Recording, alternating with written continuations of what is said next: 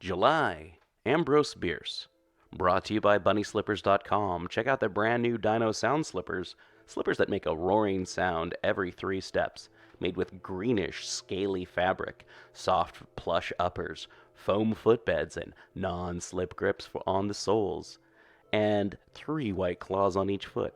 One size fits most, up to women's 10.5, men's 8. Footbed measures 10.5 inches. Check out Dave's Corner of the Universe every last Tuesday of the month, part of our monthly Cthulhu Mythos and other weirdness episodes, or go to his blog at davescorneroftheuniverse.wordpress.com. Also join us later this month when we talk to writer Rami Ungar about his next novel, Rose, which should be out on Amazon right now. You can check the show notes to find out where you can get a copy, or check out the reviews for that. I really like it. It's hard to describe, but it would make a really good manga. It's biological body horror. There's spellcasting elements in it. There's elemental spirits. It's pretty cool stuff. And you can find out more about him by going to Rami Ungar, the writer, and that is RAMIUNGAR, thewriter.com. Special thanks to all of my guests this month. If you want to be a guest on PGTTCM or Black Clock due to your hobbies or professions in academia, arts, literature, relating to weird fiction, gothic, horror, Old English, any of that fun stuff, folklore, Cthulhu Mythos, weird fiction, horror in general, contact us and we'll see what we can do. pgttcm.com/contact to get a hold of us. Black Clock Audio Tales is a daily podcast that reads you a story, either a chapter of a novel or a whole short story. Join us in our exploration of old ghost stories, supernatural fiction, horror tales, folk tales, fantasy, gothic horror, weird fiction, and cosmic horror. And don't forget to join us for our monthly show about the Cthulhu Mythos. Look for our podcast wherever you find your podcasts. We suggest Podbean, Apple Podcasts, or Stitcher. Find us on the web at pgttcm.com and Black Clock Audio on Instagram and Facebook. We've got PGTTCM on Twitter and Black Clock Audio Tales on YouTube. Check out People's Guide to the Cthulhu Mythos on the last Tuesday of each month. Check out our new website at pgttcm.com. Edited by Daniel Spitzer, music by Kevin MacLeod. Produced at Badger's Drift Studio in beautiful North Portland. The Realm of the Unreal. 1. For a part of the distance between Auburn and Newcastle, the road, first on one side of a creek and then on the other, occupies the whole bottom of the ravine, being partly cut out of the steep hillside and partly built up with boulders removed from the creek bed by the miners. The hills are wooded. The course of the ravine is sinuous. In a dark night, careful driving is required in order not to go off into the water. The night that I have in memory was dark, the creek a torrent, swollen by a recent storm. I had driven up from Newcastle and was within about a mile of Auburn in the darkest and narrowest part of the ravine, looking intently ahead of my horse for the roadway. Suddenly I saw a man almost under the animal's nose and reined in with a jerk that came near setting the creature upon its haunches. "I beg your pardon," I said. "I did not see you, sir." "You could hardly be expected to see me," the man replied civilly, approaching the side of the vehicle. "And the noise of the creek prevented my hearing you." I at once recognized the voice, although 5 years had passed since I had heard it. I was not particularly well pleased to hear it now. "You are Dr. Dorrimore, I think," said I. "Yes, and you are my good friend Mr. Manrich. I am more than glad to see you. The excess," he added with a light laugh, "being due to the fact that I am going your way and naturally expect an invitation to ride with you, which I extend with all my heart." This was not altogether true. Dr. Dorrimore thanked me as he seated himself beside me, and I drove cautiously forward as before. Doubtless it is fancy, but it seems to me, now that the remaining distance was made in a chill fog, that I was uncomfortably cold, that the way was longer than ever before, and the town, when we reached it, cheerless, forbidding, and desolate. It must have been early in the evening, yet I do not recollect a light in any of the houses, nor a living thing in the streets. Dorrimore explained at some length how he happened to be there, and where he had been during the years that had elapsed since I had seen him. I recall the facts of the narrative, but none of the facts narrated. He had been in foreign countries and had returned. This is all that my memory retains, and this I already knew. As to myself, I cannot remember that I spoke a word, though doubtless I did. Of one thing I am distinctly conscious. The man's presence at my side was strangely distasteful and disquieting, so much so that when I at last pulled up under the lights of the Putnam house, I experienced a sense of having escaped some spiritual peril of a nature peculiarly forbidding. This sense of relief was somewhat modified by the discovery that Dr. Dorrimore was living at the same hotel. 2. In particular explanation of my feelings regarding Dr. Dorrimore, I will relate briefly the circumstances under which I had met him some years before. One evening, a half-dozen men, of whom I was one, were sitting in the library of the Bohemian Club in San Francisco. The conversation had turned to the subject of sleight of hand and the feats of the prestidigitators, one of whom was then exhibiting at a local theatre. "These fellows are pretenders in a double sense," said one of the party. "They can do nothing which it is worth one's while to be made a dupe by. The humblest wayside jugglers in India could mystify them to the verge of lunacy." "For example, how?" asked another, lighting a cigar. "For example, by all their common and familiar performances, throwing large objects into the air which never come down, causing plants to sprout, grow visibly and blossom in bare ground chosen by spectators, putting a man into a wicker basket, piercing him through and through with a sword while he shrieks and bleeds, and then, the basket being opened, nothing is there, tossing the free end of a silken ladder into the air, mounting it and disappearing." "Nonsense," I said, rather uncivilly, I fear. "You surely do not believe such things." "Certainly not. I have seen them too often." "But I do," said a journalist of considerable local fame as a picturesque reporter. "I have so frequently related them that nothing but observation could shake my conviction. Why, gentlemen, I have my own word for it." Nobody laughed. All were looking at something behind me. Turning in my seat, I saw a man in evening dress who had just entered the room. He was exceedingly dark, almost swarthy, with a thin face, black bearded to the lips, an abundance of coarse black hair in some disorder, a high nose and eyes that glittered with as soulless an expression as those of a cobra. One of the group rose and introduced him as Dr. Dorrimore of Calcutta. As each of us was presented in turn, he acknowledged the fact with a profound bow in the Oriental manner, but with nothing of Oriental gravity. His smile impressed me as cynical and a trifle contemptuous. His whole demeanour I can describe only as disagreeably engaging.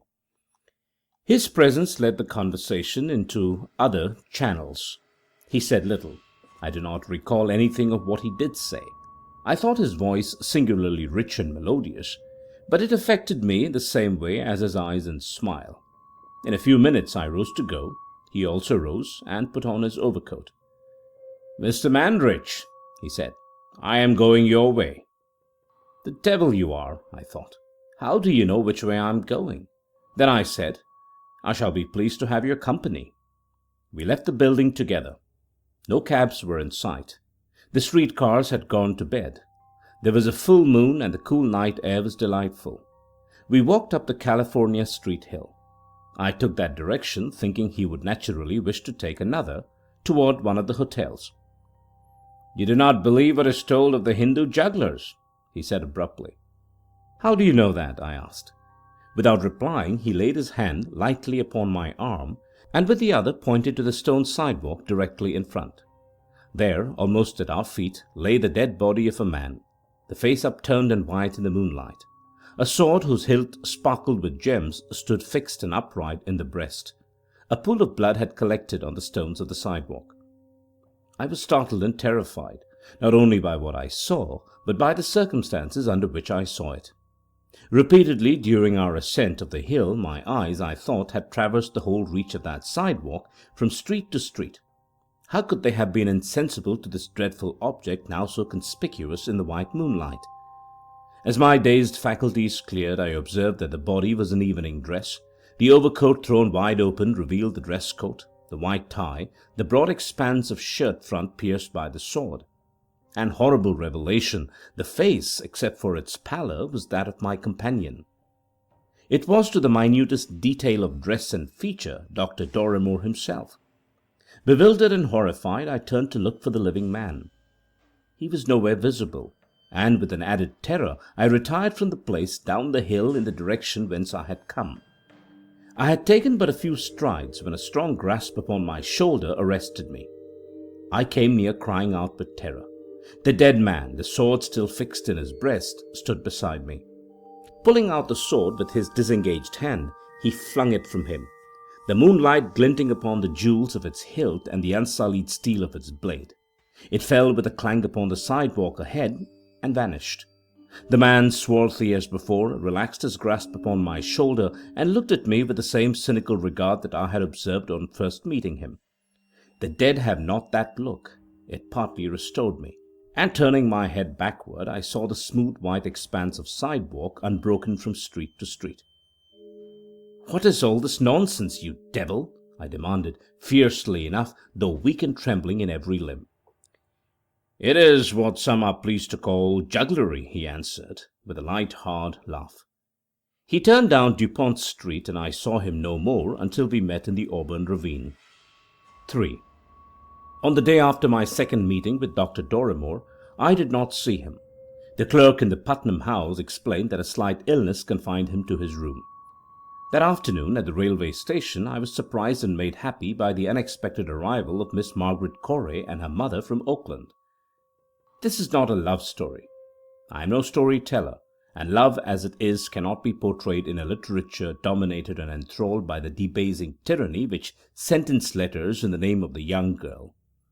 Under the young girl's blighting reign, or rather under the rule of those false ministers of the censure who have appointed themselves to the custody of her welfare, love veils her sacred fires, and unaware, morality expires, famished upon the sifted meal and distilled water of a prudish purveyance.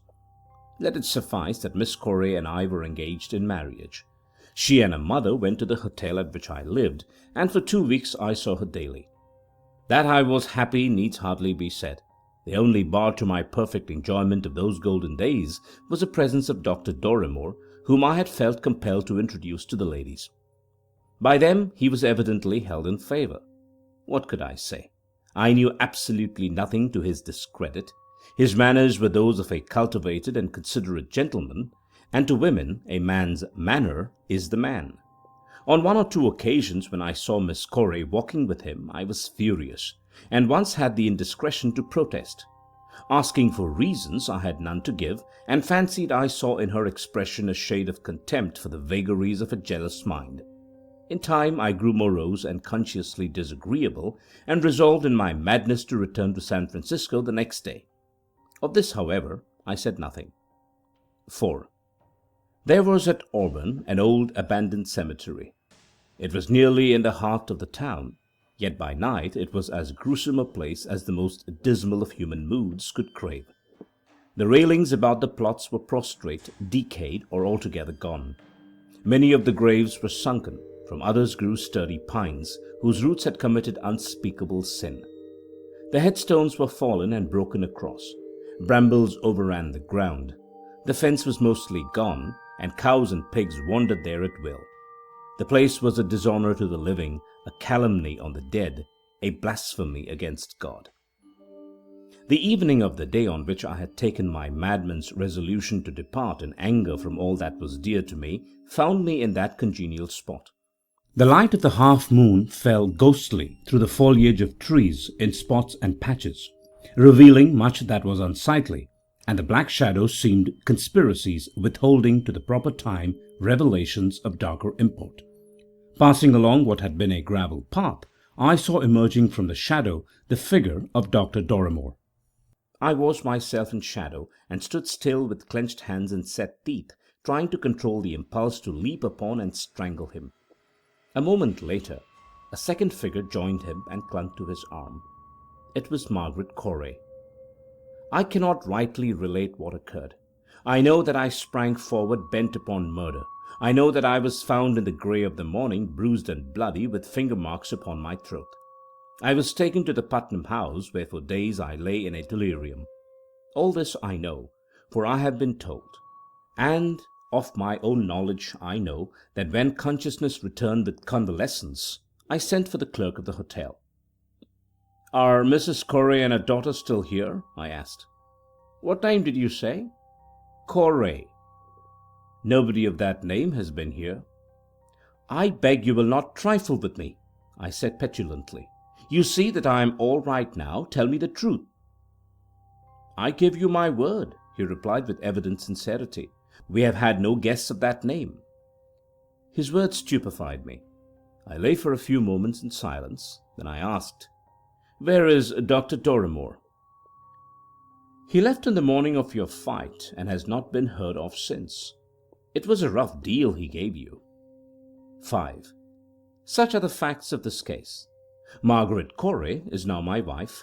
She has never seen Auburn, and during the weeks whose history, as it shaped itself in my brain, I have endeavored to relate, was living at her home in Oakland, wondering where her lover was and why he did not write. The other day I saw in the Baltimore Sun the following paragraph. Professor Valentine Dorrimore, the hypnotist, had a large audience last night. The lecturer, who has lived most of his life in India, gave some marvelous exhibitions of his power, hypnotizing anyone who chose to submit himself to the experiment by merely looking at him. In fact, he twice hypnotized the entire audience, reporters alone exempted, making all entertain the most extraordinary illusions. The most valuable feature of the lecture was the disclosure of the methods of the Hindu jugglers in their famous performances, familiar in the mouths of travellers. The professor declares that these thaumaturgists have acquired such skill in the art which he learned at their feet, that they perform their miracles by simply throwing the spectators into a state of hypnosis and telling them what to see and hear. His assertion that a peculiarly susceptible subject may be kept in the realm of the unreal for weeks, months, and even years, dominated by whatever delusions and hallucinations the operator may from time to time suggest, is a trifle disquieting. End of The Realm of the Unreal by Ambrose Bierce. Read for you by Chiquito Craster, Birmingham, Alabama.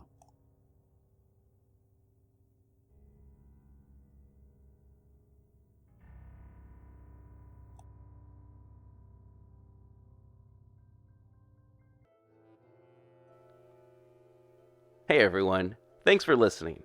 Help support the show and keeping it paywall free by going to paypal.me/pgttcm and donate $1 or $5 or whatever you feel, or go to pgttcm.podbean.com and hit that patron button.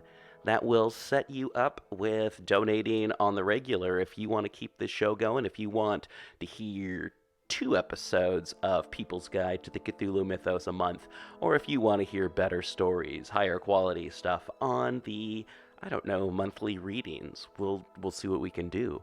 Okay, so, you can rate, review, and subscribe wherever you find your podcasts. And we just want to say, check out Podbean. It's straight from the source. Apple Podcasts and Stitcher. So next month is going to be August Derleth. Send us any mythos stories that you've written yourself.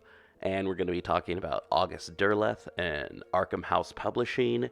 Month after that, we're going to have Bronte. So, Andrew Grace is going to be here for that. He's going to be here, probably a lot.